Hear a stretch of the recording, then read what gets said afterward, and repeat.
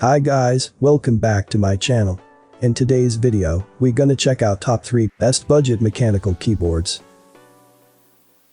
Starting at number 3, Drop Control High Profile. The Drop Control Barebones is a premium mechanical keyboard that simply has it all.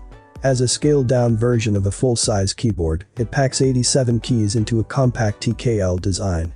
Even so, it still has room for a full set of function keys, arrow keys, and navigation keys.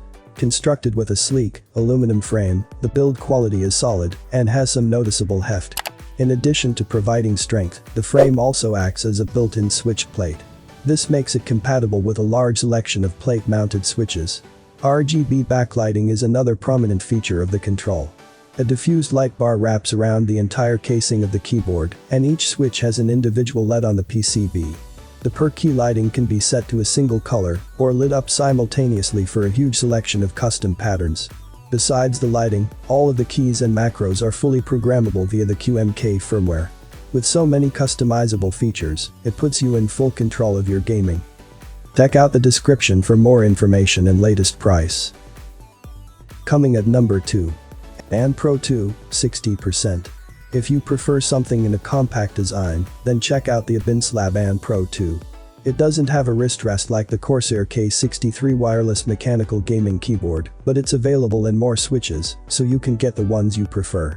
We tested Gateron Brown switches, which are very light to use, and the typing quality feels excellent thanks to the double-shot PBT keycaps. The And Pro 2 can connect with up to 4 devices at once via Bluetooth, and you can even use it wired to get very low latency. Every key is macro programmable through the OBinskit software, and you can customize the RGB lighting. Unfortunately, the compact size may take some time to get used to, and it doesn't have any incline settings.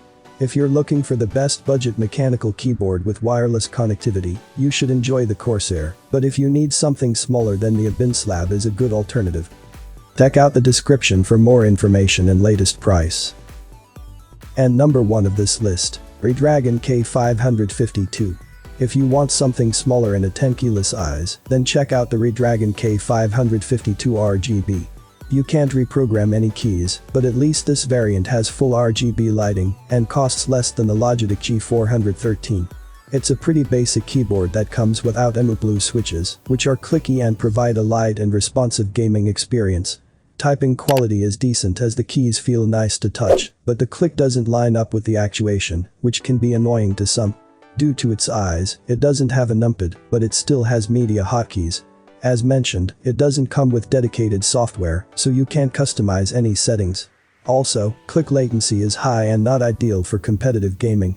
If you want the best cheap mechanical keyboard, then you can't go wrong with the Logitech, but if you want to spend less money for something smaller at the cost of programmable keys, then check out the Redragon.